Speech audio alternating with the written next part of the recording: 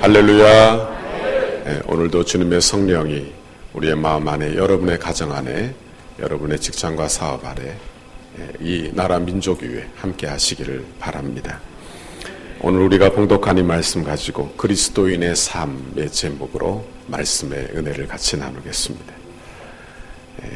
요즘 온 나라가 난리가 났습니다. 우리 교회도 이렇게 마스크를 다 쓰고 예배하기는 또 처음입니다. 그렇지만 이렇게 나오신 여러분 환영하고 축복하고 하나님께서 은혜 주시기를 바랍니다. 우리 교회는 어제도 교회 소독을 다 마쳤습니다.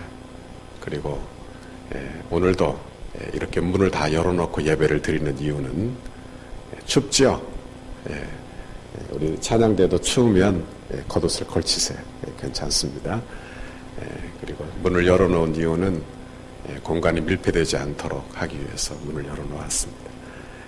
그리고 손이 닿는 곳마다 예배 마치고 나면 다시 소독하고 다시 소독할 예정입니다. 그리고 오늘 점심은 제공되지 않습니다. 그리고 아마 당분간 점심은 교회에서 하기가 어렵겠다, 그렇게 생각이 듭니다. 주일학교도 자체 예배 간단하게 드리고 2부 행사와 공학 공부는 하지 않으려고 생각하고 있습니다. 혹시 여러분 중에 중국이나 해외, 일본이나 이런 해외를 방문하신 분이나 대구나 청도를 방문하신 분들 중에 혹시 건강에 이상이 생기신 분들은 교회에 나오지 마시고 가정에서 예배를 드릴 수 있도록 그렇게 협조해 주시기를 부탁합니다. 그리고 오늘 예배, 2부 예배 이 실황이 그대로 녹화가 되어 2부 예배 후에 바로 인터넷에 올라갈 예정입니다. 기억하시고 참여해 주시기를 바랍니다. 우리 교회는 정부의 보건당국에 적극적으로 협조하고 그래서 그 방침대로 그대로 잘 따라 지키려고 합니다. 어쨌든 하나님께서 지켜주시고 더 이상 코로나19의 전염병이 확산되지 아니하고 하나님께서 지켜주시는 귀하고 복된 은혜를 우리 모두에게 주시기를 바랍니다. 요즘 같은 어수선한 분위기에는 그리스도인으로 산다는 것이 참 쉽지 않다, 그런 생각을 해봅니다. 믿음으로만 산다, 이게 참 어렵구나, 그런 생각을 해봅니다. 그러나 참 그리스도인은 어떤 위기 중에라도 모든 염려와 불안을 주님께 맡기는 그런 믿음을 저와 여러분이 가져야 할 줄 믿습니다. 그리스도인의 삶을 그러므로 늘 자라나는 그런 성장하는 삶이어야 한다, 그런 말씀입니다. 에베소서 4장 14절에 보면 이는 우리가 이제부터 어린 아이가 되지 아니하여 사람의 속임수와 간사한 유혹에 빠져 온갖 교훈의 풍조에 밀려 요동하지 않게 하려 함이라 그랬어요. 예수 믿는 그리스도인들은 어린아이가 되면 안 된다, 이제 자라나야 한다, 그런 말이에요.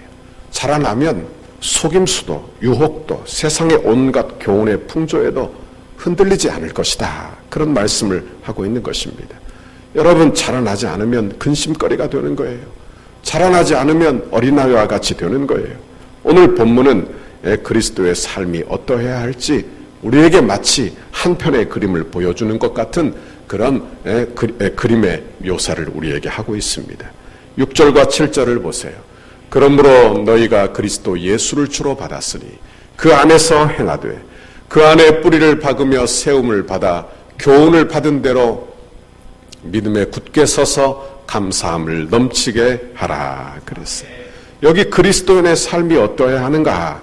바로 예수를 믿어 예수를 주로 받아 그 다음에는 그 안에서 예수 안에서 행하고 그리고 예수께 뿌리를 박으며 세움을 받아 믿음이 굳게 서서 그 결과 어떻게 되느냐?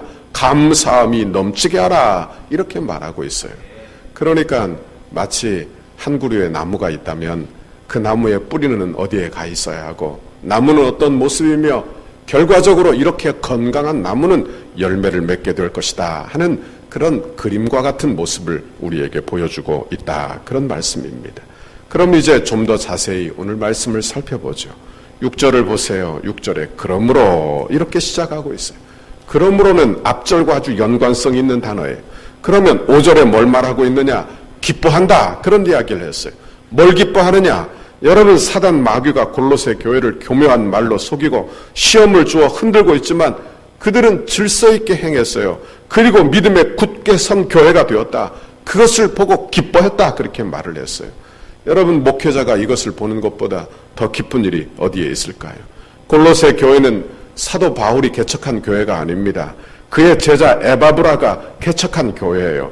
그럼에도 불구하고 믿음을 소유하고 질서 있게 행하고 믿음에 굳게 섰다는 소식을 듣고 얼마나 감사하고 얼마나 기뻐했을지 생각을 해보게 되는 것입니다. 저도 목회자로서 우리 성도들이 믿음이 자라는 것을 보면 힘이 나고, 그리고 내가 목사가 되기 참 잘했구나, 그런 생각을 해보게 되는 것입니다. 믿음 없던 사람이 믿음이 자라나고, 그리고 새벽에 나와 기도도 하고, 봉사하지 않던 분이 봉사를 시작하고, 은혜 받아 하나님 앞에 예물도 드리고 11조도 드리는 그런 분들이 되어가는 것을 보면 너무나 감사하다, 그런 생각을 해보게 되는 것입니다. 이 기쁨이 바로 사도 바울의 기쁨이라, 그런 말씀입니다. 그리고 이 기쁨 속에서 그리스도인의 삶이 어떠해야 하는가, 이것을 골로새 교회 성도들에게 몇 가지로 권면을 하고 있다, 그런 말씀입니다. 첫 번째로 예수 안에서 행하시기를 바랍니다. 6절을 보세요. 그러므로 너희가 그리스도 예수를 주로 받았으니 그 안에서 행하되, 그랬어요. 여기 사도 바울은 그리스도인의 삶이 어떻게 시작되는지를 이야기하면서 예수 그리스도를 주로 받은 사실에서부터 바로 그리스도인의 삶이 시작됨을 이야기하고 있어요. 예수를 주로 받았다, 이 말이 어떤 뜻인지 우리는 묵상해 보아야 하는 것입니다. 예수님을 주인으로 삼았다, 그런 이야기예요. 여러분, 그리스도인의 삶은 어떤 삶이냐? 예수님을 주로 인정하는 사람, 구주로 인정하는 삶이 바로 그리스도인의 삶이라, 그런 말씀입니다. 예수님이 나의 주인 된다, 그러면 우리는 이렇게 착각하기 쉬워요. 그럼 나는 종 되는가? 아닙니다. 우리 주님이 나의 구주가 되신다, 이 말은 나를 종 삼는다는 말이 아니에요. 이것은 나의 구주 되신다는 말은 나를 자녀 삼으신다, 그런 뜻이에요.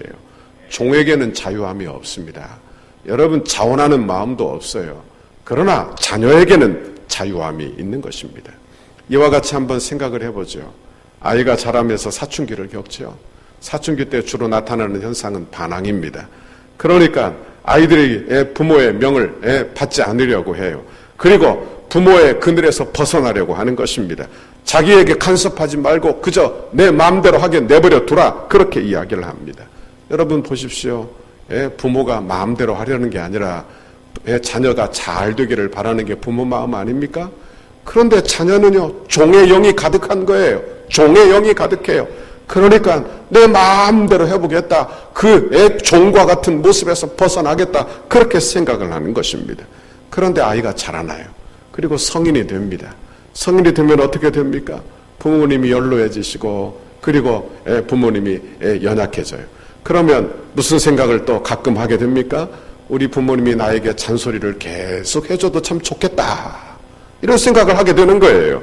그렇죠. 이제 종의 영이 떠나가고 자녀의 영이 임하게 된 거예요. 여러분, 그리고 부모님을 사랑하고 섬기게 되더라, 그런 말씀입니다. 이와 마찬가지로 내가 예수님을 주로 받았다는 것은 말씀을 사랑하고 주의 사랑을 깨달아 나도 주님을 사랑하는 마음, 여기에서 나오는 거예요. 여러분, 내가 주님을 사랑하는 마음으로 내 주도권을 주님께 드리는 삶, 내 결정권을 주님께 드리는 삶, 이것이 바로 여러분 성도의 삶이라, 그런 말씀입니다. 저는 목회하면서 늘 깨닫습니다. 내 뜻대로 되는 것이 다 잘 되는 게 아니구나, 그런 생각을 해봐요. 내 인생을 되돌아보건대도 내 기도의 제목들이 있었어요.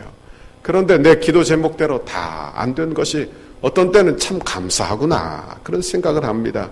여러분, 하나님의 뜻대로 되는 것이 가장 좋은 일이고, 하나님의 뜻대로 되는 것이 가장 최선이고, 하나님의 뜻대로 되는 것이 가장 빠른 길인 줄 믿으시기를 바랍니다.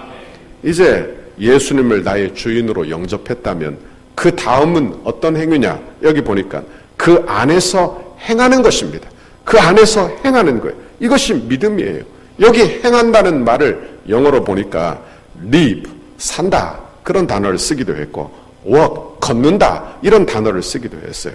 이것을 원어적으로 보면 여러분 어떤 특별한 일을 한다, 특별한 길을 걷는다 이런 걸 의미하지 않아요. 내가 예수를 주로 받았다면 내가 무슨 선교사가 다 된다거나 내가 무슨 목사가 다 된다거나 다 순교해야 한다거나 이런 이야기를 하고 있는 게 아니에요. 여기에서 행한다 이 말은 어떤 의미인가 하면 일상적으로 사한다는 것을 의미하는 거예요. 함께 걷는다는 것을 의미하는 거예요. 다시 말하면 내가 예수를 주로 받았어요. 그러면 이제부터 어떻게 사느냐? 지극히 평범한 일 가운데 예수를 믿는 믿음으로 행하는 것, 이것이 바로 예수 안에서 행하는 거예요. 예수 믿는 믿음으로 사는 것을 이야기한다. 그런 말씀입니다. 여러분 주 안에서 아주 평범하게 여러분의 일상을 믿음으로 사는 우리 모두가 되기를 바랍니다. 예수를 믿는 것은 그 믿음으로 어떤 위대한 일을 행하는 것도 좋은 일이지만 그리스도인으로 일상적인 삶을 사는 것을 의미한다. 그런 말씀이에요. 내가 예수를 믿었어요. 그러므로 내가 예수를 믿음으로 말미암아 하루하루 그 판단에 예수 그리스도를 믿는 믿음이 함께 포함되는 것을 의미한다. 그런 말이에요. 예전에는 내 노하우로 살고 내 철학과 내 삶의 방식으로 살았다면 이제는 기도하며 사는 거예요. 그리고 하나님께 물으며 사는 거예요. 내가 어떻게 살면 좋을까요? 이렇게 매일매일 주님과 사는 것을 이야기한다. 그런 말이에요. 직장 생활을 하든지 사업을 하든지 가정에서 자녀를 양육하든지 내가 설거지를 하든 뭘 하든지 간에 여러분 이제 예수를 주로 받았다면 이제 그 믿음이 우리의 일상 안에 드러나야 한다. 이것을 예수 안에서 행한다. 그런 뜻이 된다. 그런 말씀이에요. 다른 말로 이야기하면 주님과 동행하는 삶을 산다. 그렇게 말씀드릴 수도 있을 것입니다. 신앙생활은 예수 믿고 거듭나 주님과 동행하는 삶이 되어야 할 줄 믿습니다. 예수님을 아버지로, 우리 주님을, 하나님을 아버지로 섬기며 하나님 아버지 이렇게 부르며 믿음으로 사는 거예요. 그러니까 예수 믿는 것은 한번 예수 믿어 거듭나 다시 고아로 돌아가는 게 아니라 그런 말이에요. 우리는 고아가 아니에요. 하늘에 계신 아버지가 계시는 거예요. 그분께 내 어려움을 아뢰고 그분께 우리의 사정을 아뢰고 우리 주님의 사랑과 긍휼을 받아 주님과 동행하는 삶, 이것이 바로 그리스도인의 삶이라 그런 말씀입니다. 창세기 5장 24절에 보면 하나님과 동행한 에녹의 이야기가 나와요. 에녹이 하나님과 동행하더니 하나님이 그를 데려가심으로 세상에 있지 아니하였더라 그랬어요. 하나님과 동행했다. 이게 어떤 뜻일까요? 한번 생각해 보십시오. 내가 하나님과 동행한다. 에녹이 하나님과 동행했다. 이게 어떤 뜻인가? 여러분 이것은 하나님의 뜻과 일치된 삶을 살았다. 그런 말씀이에요. 동행이라는 말은 일치라는 뜻을 가지고 있는 것입니다. 그러니까 뜻이 다르면 동행하기가 어려운 거예요. 한번 생각해 보십시오. 부부가 한 가정에서 사는데 뜻이 늘 달라요. 그러면 동행이 어려운 거예요. 참 어려운 거예요. 저는 제가 신학교에 막 들어가서 신학교에서 우리 아주 가까운 내 친구 전우사님 부부와 저희 부부가 함께 여행을 간 적이 있습니다. 차를 한 대 빌려서 그렇게 함께 여행을 가는데 두 가정이 뜻이 안 맞아요. 뭘 먹을까 어디로 갈까 이게 뜻이 안 맞는 거예요. 그러니까 여행 내내 마음이 불편하더라고요. 여행 내내 마음이 불편했어요. 그래서 가까운 친구하고는 여행을 가지 말라는 게 이런 뜻이구나. 이런 생각을 했어요. 여러분 보십시오. 여행도 뜻이 안 맞으니까 마음이 불편하잖아요. 그렇죠? 신앙생활도 우리 주님과 뜻이 안 맞으면 불편해요. 얼마나 불편한지 마음이 불편하고 힘든 거예요. 그리스도인의 삶은 예수님을 주인으로 영접하는 삶인데 그 삶은 우리가 주님의 뜻을 따라가는 거예요. 우리가 주님의 뜻을 따라가는 거예요. 그래야 내 뜻과 주님의 뜻이 맞아야 여러분 우리의 삶이 행복한 거예요. 신앙생활이 행복한 거예요. 그런데 우리 주님 뜻 따로 내 뜻 따로 이렇게 되면 동행이 되지 않으니까 여러분 신앙생활이 어렵고 불편하고 힘들더라 그런 말씀입니다. 원하기는 이 주 안에서 행하시기를 바랍니다. 주님과 동행하시기를 바랍니다.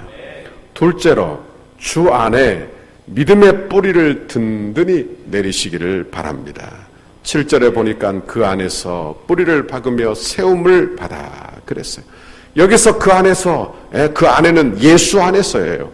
예수 안에서 우리의 믿음은 예수님께 뿌리를 든든히 내려야 한다 그런 말이에요. 식물은요 뿌리가 든든히 땅에 박혀 있어야 여러분 건강하게 자라는 것입니다. 뿌리가 흔들리면요 그냥 죽고 마는 거예요. 저는 어려서 농촌에 살았기 때문에 어려서 모도 심어봤습니다. 성인이 돼서는 안 했는데요. 그런데 친척 집에도 가면 모 심는데 줄도 잡아보고 그리고 모도 심어보고 저도 한번 해보겠다고 심어보는데 어린아이가 심으면 어떻게 되느냐? 깊게 심지 않으니까 어떻게 되는가 하면 조금 있으면 모가 둥둥 뜨게 되는 거예요. 그러면 죽을 거 아니에요. 다시 손을 보게 되는 거예요. 그러면 어른들이 야야 나와라. 야야 나와라. 귀찮게 하지 말고 나오라고 하는 거예요. 여러분 보십시오. 그 모가 심겨져서 벼가 자라나면 가을이 되면 어떻게 되는 줄 압니까? 그 조그만한 모가 커지지요. 그런데 가을이 되면요 땅이 굳으면 성인이 뽑으려 해도 뽑아지지 않아요. 뽑으려 해도 뽑아지지 않아요. 든든하게 큰 것입니다. 든든하게 커요. 그리스도인의 삶도 마치 이렇게 뿌리를 든든히 내려야 한다 그런 말씀입니다.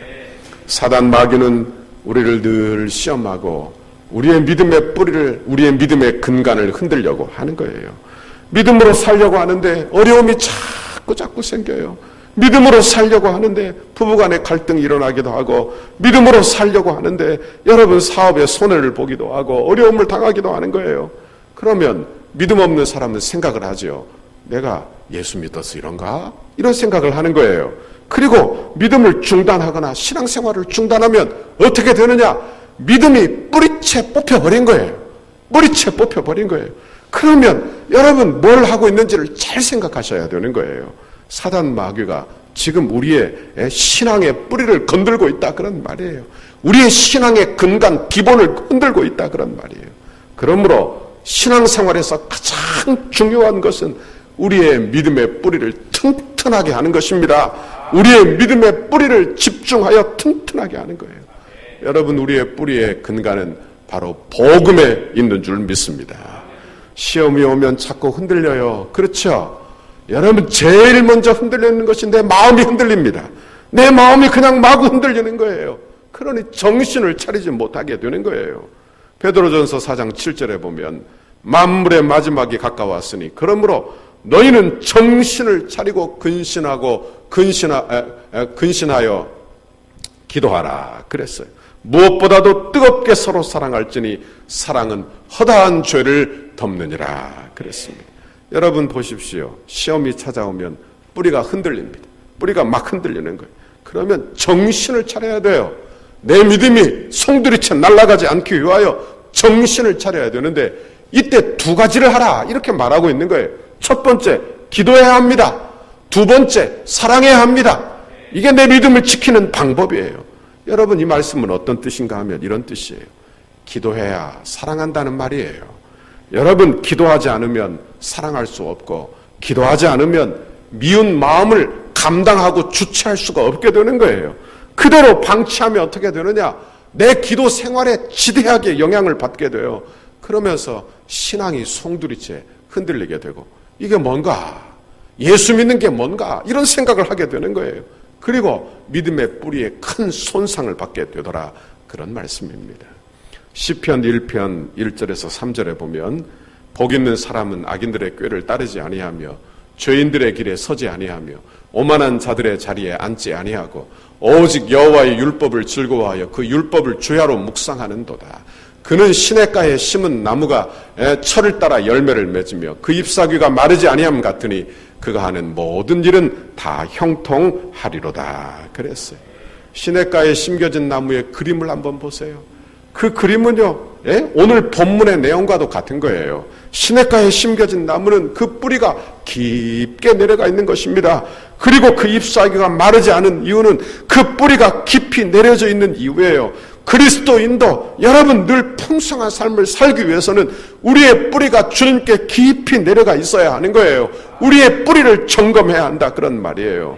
여러분 뿌리가 든든히 내린다 이 말은 우리의 신앙이 말씀에 기초를 둔다 그런 이야기예요. 내 감정이 아니에요. 내 체험도 아니에요. 여러분 사람과의 관계도 아니에요. 우리는요 우리의 믿음의 뿌리를 말씀에 든든히 두는 우리 모두가 되시기를 바랍니다.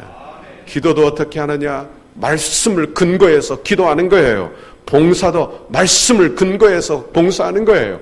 여러분 예배도 말씀에 근거해서 예배하는 거예요. 야곱은 형을 속이고 아버지를 속이고 삼촌 라반의 집으로 도망가게 되는 것입니다.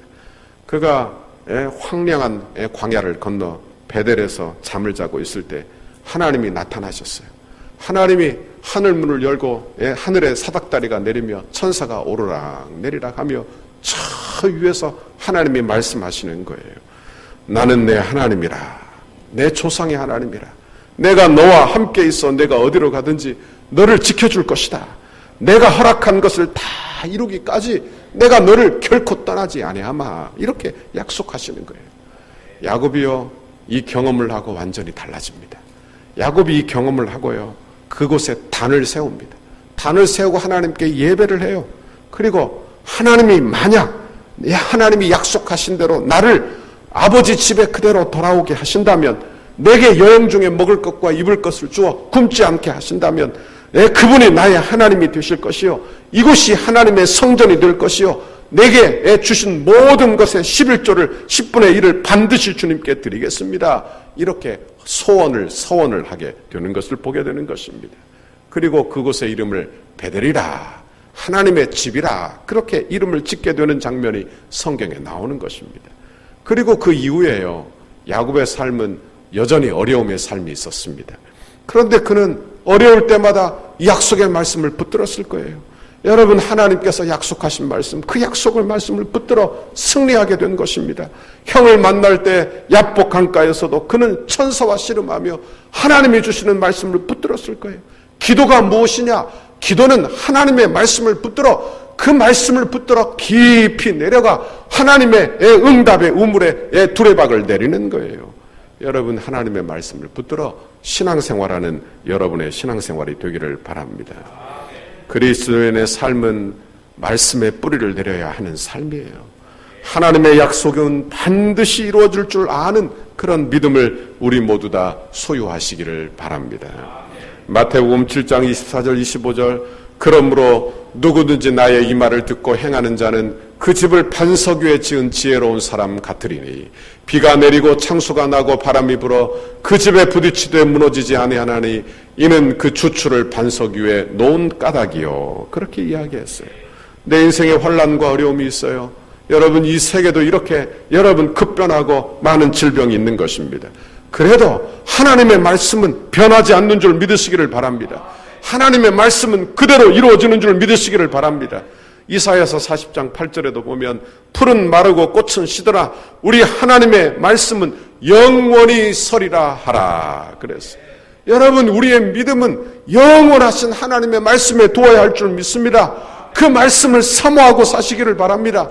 여러분 새해에도 하나님의 말씀을 붙들어 그 말씀에 뿌리를 두어 말씀을 사모하여 은혜를 사모하여 사는 저와 여러분의 신앙생활이 되기를 바랍니다. 세 번째로 감사함이 넘치는 삶을 살아야 합니다. 7절을 보세요.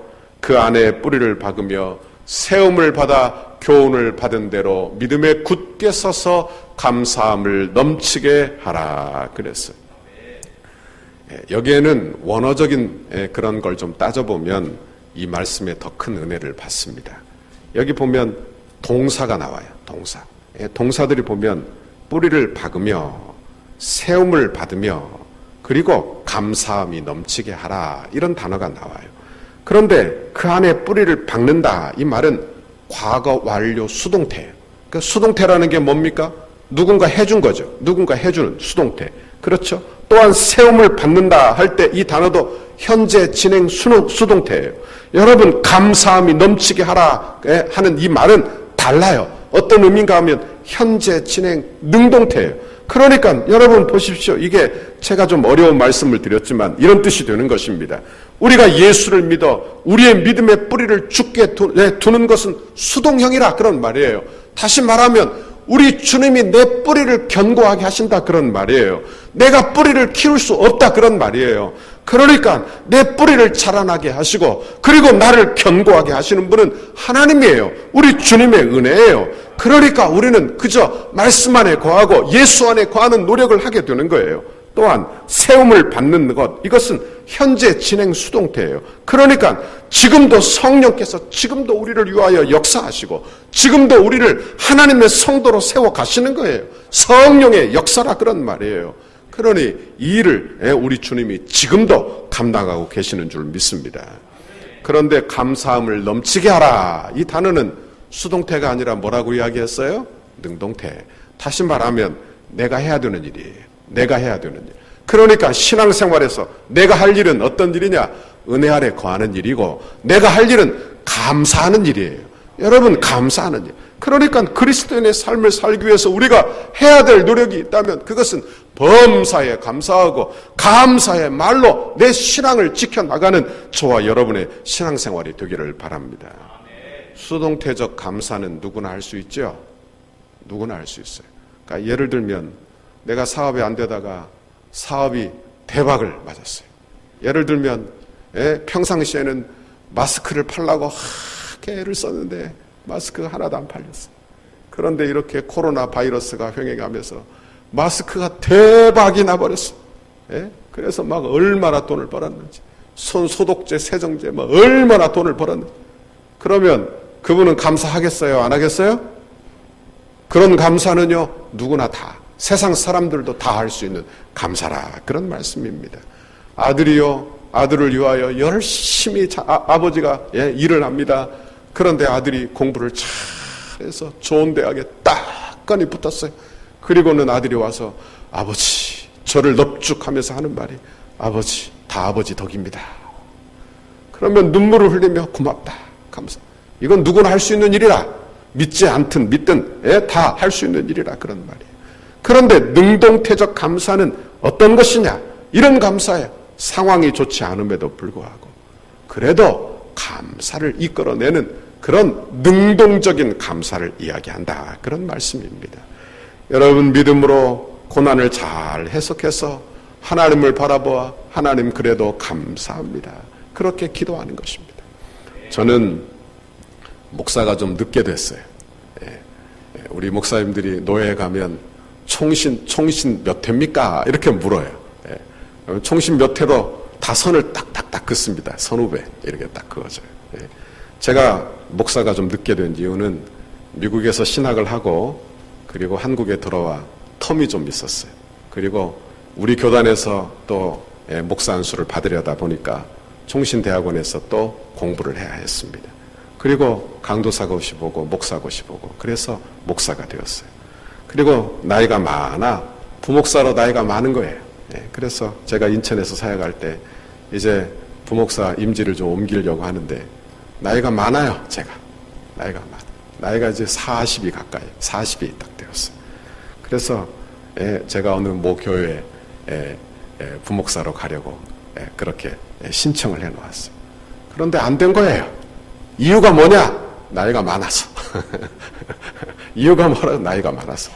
그래서 너무 실망이 됐어요. 그리고 마음에 좌절이 되고 절망이 돼서 그날 새벽에 주님 전에 나가서 엎드려 기도했어요. 실망한 마음을 가지고 하나님 앞에 기도하는데 이상하게 이런 기도가 나와요. 처음 나가서 앉았는데 하나님 감사합니다. 하나님 감사합니다. 그렇게 기도하기 시작했어요. 하나님, 나 같은 죄인 이렇게 예수 믿게 하시고 나 같은 죄인을 이렇게 목사 되게 하시니 참 감사합니다. 그러더니 내 입에서 이상한 기도가 막 나오기 시작을 했어요. 하나님, 이것으로도 족합니다. 하나님, 이것으로도 족합니다. 하나님, 만족합니다. 저는 부목사로 여기에서 목회를 마무리해도 좋습니다. 그러며 마음에 그냥 그런 마음으로 감사합니다. 감사합니다. 그렇게 눈물을 흘리며 기도했습니다. 그렇게 기도하고 나오는데요, 마음이 후련하고 아무런 미련도 없고 마음이 평안하고 좋더라고요. 마음이 참 좋고 좋았어. 여러분, 그런데요, 그 다음날 내가 나이가 많아서 안 됐잖아요. 그런데 어떻게 된 줄 압니까? 추가로 갔어요. 추가 모집. 제가 추가 모집 인생이에요. 추가 모집. 여러분, 감사하는 것이 어떤 것인가 한번 생각해 보세요. 여러분의 인생에 감사할 것이 하나도 없습니까? 그래도 실망하지 않기를 바랍니다. 낙심하지 않기를 바랍니다. 오히려 능동적으로 감사하시기를 바랍니다. 감사를 해보세요. 그래도 감사합니다. 이것으로도 만족합니다. 하나님 고맙습니다. 이렇게 기도해 보세요. 여러분, 그리고 내 삶의 현실에 최선을 다해 보세요. 하나님의 역사가 일어날 줄 믿습니다. 저는 우리 성도들 사고 나거나 질병 중에 신방을 가면 목사로서 내가 더 은혜를 받고 오는 경우가 허다히 많습니다. 제가 신방 가면 우리 성도들이 그래요. 목사님, 그래도 감사해요. 그래도 감사해요. 뭘 감사한지는 모르겠는데 그래도 감사해요. 그러면 하는 이야기가 더 다치지 않아서 감사해요. 이것 때문에 하나님이 내 가족 다 구원하시려나 봐요. 하나님 감사해요. 그렇게 고백하는 거예요. 그러면 제가 이 고백을 듣는 순간 눈물이 그냥 핑 돌아요. 왜 도느냐? 동지를 만났어요. 천국의 동지를 만났어요. 천국의 동역자를 만난 거예요. 얼마나 감사해요. 저와 같이 생각하는 사람을 또 만난 거예요. 얼마나 감사한지. 말씀을 맺습니다. 그리스도인의 삶은 환경을 극복하는 삶인 줄 믿습니다. 예수님을 주인으로 영접하여 예수를 믿는 믿음으로 내 일상을, 내 평범한 삶을 사는 삶이 바로 그리스도인의 삶이에요. 주님과 같이 걷고 주님의 뜻에 순종하며 같이 동행하는 삶이라, 그런 말씀입니다. 여러분의 일상적인 삶이 예배되는 삶이 되기를 바랍니다. 이런 삶을 살기 위해서 내가 해야 될 노력이 있다고 했어요. 그 말씀 사모하는 것입니다. 은혜 사모하는 것입니다. 능동적으로 감사하는 거예요. 여러분, 복음의 기본기로 돌아가는 거예요. 기본을 잃어버리면 뿌리가 흔들리는 거예요. 기본을 잃어버리니까 감사를 잃어버리고, 기본을 잃어버리니까 기도하지 않고, 기본을 잃어버리니까 사랑을 잃어버린 거예요. 그러니까 여러분, 내 안에 감사가 사라지고 신앙이 뿌리채 흔들리게 되더라, 그런 말씀입니다. 그러므로 오늘부터라도 마음을 돌이켜 능동적으로 감사해 보시기를 바랍니다. 원망을 감사로 바꾸어 보시기를 바랍니다. 나라가 이렇게 어려워도 그래도 감사하다. 그리고 함부로 살라는 이야기는 아닙니다. 마스크 꼭 끼고 다니시고 손도 꼭 씻으시고 그렇게 조심하세요. 그리고 그렇지만 그래도 감사하다. 누구 확진자 누구 때문에 나라가 이 모양이다, 뭐 누구 때문에 이렇다, 이렇게 원망하지 말고 우리가 회개할 것을 찾아 회개하고, 하나님 감사합니다, 회개하는 저와 여러분의 신앙생활이 되기를 바랍니다. 이런 귀한 은혜를 우리 성도들이 이번 한 주간 받아 누리시기를 주님의 이름으로 축원합니다.